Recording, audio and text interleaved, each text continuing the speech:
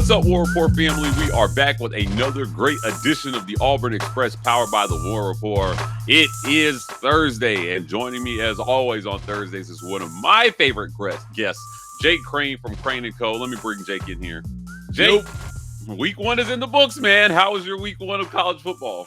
Man, it was great. I think we're up like 22 units right now in betting over at Crain and Company. My brother keeps hitting these tied at halftime bets, and he almost bet it for the UC-LSU game and talked himself out of it, but it would have hit. They were 10-10 because oh boy missed that chip shot. But man, I'm just glad it's back. The thing is, just like everybody out there listening or watching knows, once it starts, it goes really quickly. So let's make sure that we're enjoying every moment. Anybody that tells you the week 2 slate, oh, well, it's not very good. Deep down, they don't love ball. Look, I don't care who's playing. It's like, oh boy, from the Remember the Titans said, if they're playing football, I come a-running. Oh, man. Look, speaking of enjoying the ride, a lot of SEC teams enjoyed the ride in week one. I think it was something like 8 or 9 teams scored 50 or more in week one. I was just talking with Brandon Marcello, and, he's not a big fan of the FCS week one opponents. But I thought it was good for Hugh Freeze to open with an FCS to kind of tune his team up for this next game, which is Cal. Now, they struggled out in California last year. They snuck out of there with a 14-10 win. Yeah. Jake, last week, you and I talked about the offensive line and what they had to do. They protected Payton Thorne at a 95% rate. What do you see? What did you see from this offensive line in week one, and what do you want to see from them in week 2 versus a Cal defense that Hugh Freeze says is going to make them throw the ball and prove that Payton Thorne can beat them with their arm? Yeah, and that's what they did last year. The difference is, we didn't have the cats. We got on the outside. I think this may be a game where, you can't double everybody, right? You can't double Cam every time. You can't double Rivaldo every time, who's going to come on. Don't worry about him. You can't double Perry. You can't double Keandre, all these guys at the same time. You got to pick one. So that's fine. You want to make Auburn throw the ball, Cal? I dare you to do it. I dare you to make Auburn throw the ball because I know Alabama A&M. We should play this game in the spring. I think we should get rid of A-Day games and play exactly that what game. Brandon said. Is that what Brandon said? Well, that's what, David Cohn, he does a get off my lawn every Wednesday. And, that's what we've been saying. Let's make it a spring game. And it's not just FCS because, look, there's some FCS teams that can come in and give you some real resistance. I mean, South Dakota State, North Dakota State. One of my best friends, he was a groomsman in my weddings, a wide receiver coach at Montana State. They'll give you a good look. But no, Auburn handled business. The offensive line did what they should have done. We were able, the whole kitchen was there. Now this is a great ramp-up game in week 2. You're going to get more resistance. Got to make sure and put some respect on Cal's name. But after what I saw last week, I wanted to see the chemistry there. Now, chemistry is a lot easier when guys are running wide open, but I think Payton, from a decision-making standpoint, too, outside of a couple times, and Coach Freeze got on him one time on the sideline, and to me, it was about the play before the play that was just ran. He should have given that ball instead of keeping it, and he didn't. So that's outside of that, though, Auburn played pretty clean. The secondary, I've got to see it. The pass rush, I know they were trying to keep their integrity in their pass rush lanes and keep that guy in the pocket because obviously he wasn't a great thrower of the ball. This Mendoza guy can run too. He's not a great thrower of the ball downfield. I wonder if they're going to let him pin their ears back a little bit more, but you just can't rush past the quarterback, and that's hard.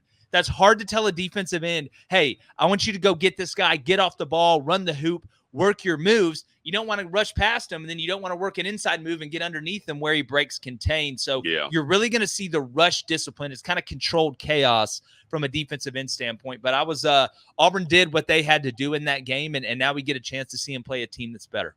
Well, defensively on the other side of the ball for Auburn, they're going to be looking to slow Cal down again for a second year in a row. Now, they missed a lot of field goals last year, Jake. As a matter of fact, if they had hit 1 or 2, we might be talking about a revenge game for Auburn of sorts. But Auburn's defense held A&M to 3 points on Saturday. What can we expect defensively? I believe Malik Blockton got in on the sack party. Jalen McLeod got one. Keldrick Falk got one. So they turned in 3 sacks. Cal's defense last week did not register a single sack against UC Davis. So what do you want to see here from Auburn's defense? Well, again, it's make Mendoza make the mistake. This guy, he can get creative, but creative guys can get themselves in trouble sometimes if you let them. What I'm interested to see when it comes to, Cal's defensive front, if they do load the box and say, all right, Auburn, beat me with the throw. One, will Auburn take what's there? We talk about balance, run to pass. And yes, you want to be balanced, but being balanced is the threat. It's not exactly the execution. What do I mean by that? You got to take what the defense gives you. If they're going to load the box and you're able to beat them on the outside consistently, that doesn't mean you never run it. But my job as an offensive play caller, my job as an offensive player, my job as a quarterback is to take advantage of where our advantages are. It is a numbers game. It is math and geometry within a sport. So they need to take what's there. If that's throwing the ball, then at some point Auburn's – because that if it doesn't work against Cal, it's going to be the same thing as last year. Yeah, teams are going. That's what made Auburn being able to run the ball well actually really impressive last year, because that was their only trick. They were a one-trick pony. So Cal's defensive line, this offensive line, I think at Auburn, not only from a being able to run the ball standpoint, but from a holding down the pass rush and creating a pocket for Payton to go through his reads. If it leads to the check down, it leads to the check down. So that's I expect Auburn to handle business. And I know Hugh Freeze and them understand that. But for us as fans and media members, yeah, we can talk about it's Cal, it's this, it's that. And the players have to know, hey, who are the game breakers on this team? What is the scheme? But this is not about Cal. I said on another Auburn show earlier, I don't care if it's Cal. I don't care if it's Cal Tech. I don't care if it's Cal Ripken Jr. It's about Auburn. It doesn't matter. It is a faceless opponent, and how much better Auburn can get from week to week fundamentally and executing what they want to do as they form their identity throughout the year.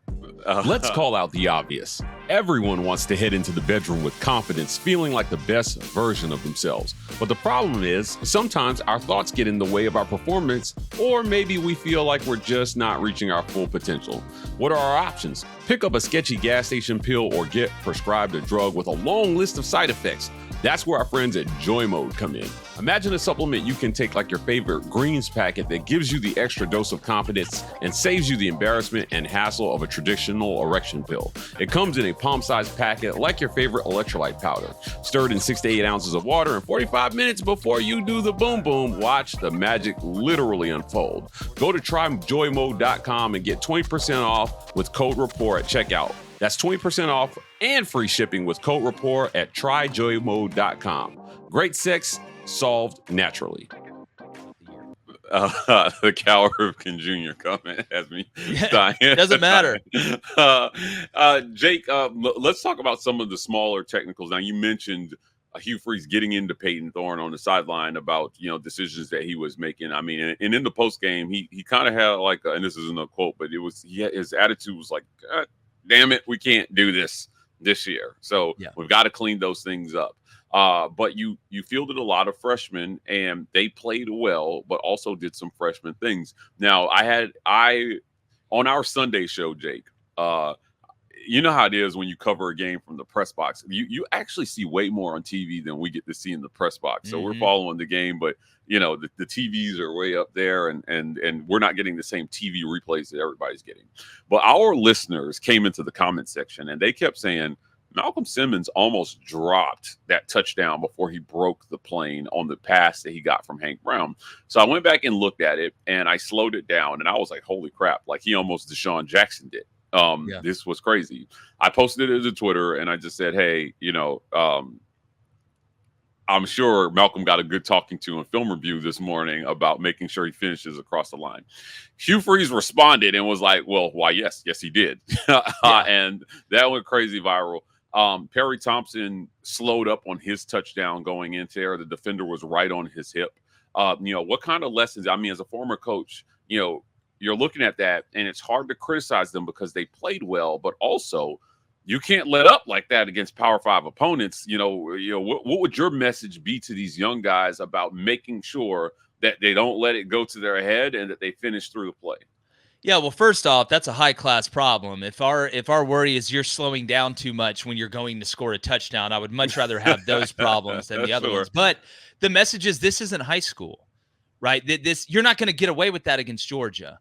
Like, I mean, it's already so hard to score. It's going to be so hard to score against some of these teams that Auburn is going to have to play. You better take every yard like as serious as humanly possible. And it's just like conditioning, right? You hear finish through the line, right? That's what's going to build us up together to make sure that we finish on the field. It's the same thing going into the end zone. So yeah, you got to grow up. But again, that's why these games, that there is stuff you can get out of them. I don't agree with people that say, even Brian Kelly at LSU is like, well, we really don't know anything. Yeah, some things. You get mistakes on tape to teach these young guys. Those are the most valuable things, and you did it in a 73-3 win. So it's part of the maturation process. It's part of the growth process. And I also think they probably told those young guys, hey, listen, it ain't always going to be like this, man. Like it's the, going out there and we want to have fun and all these things, but we're going to go play some teams that are littered with NFL players, and you cannot take a centimeter for granted because it is a game of centimeters. It's not a game of inches. It's a game of millimeters. That's what it is at this level. So I'm glad if those are the mistakes that we're having to fix, that's great. I know there's probably a couple busts. Some things defensively against some of the spacing routes and combinations that they were getting. But look, guys sitting in holes and zones, that's something you got to get a feel for as the game goes, because you can't just tell a guy, oh, well, just run to this spot and get out of your spot because he may sit down here. Well, if that's the case, we'll just start running a lot more man coverage then, and that's going to close all that up. So there's always stuff to learn. The tape is never as good as you think, and it's never as bad as you think. Freeze thinks that Cal is going to load up the box and try to force Payton Thorne to beat them again. What do you want to see from Payton on Saturday, right, to show that he's moving the needle the right direction? What does that look like for Payton Thorne from a numbers perspective? Yeah, well, I mean, that's what I would do. If you're going to force Auburn to do one thing, because I don't think Cal's good enough to play Auburn even, and just say, you know what, we're going to play you straight up. It's going to be basically man on man. We're going to rush 4 every time. We may insert a 5th guy if the running back doesn't get out in a route, if he's in protection. But look, again, you've got to take what's there.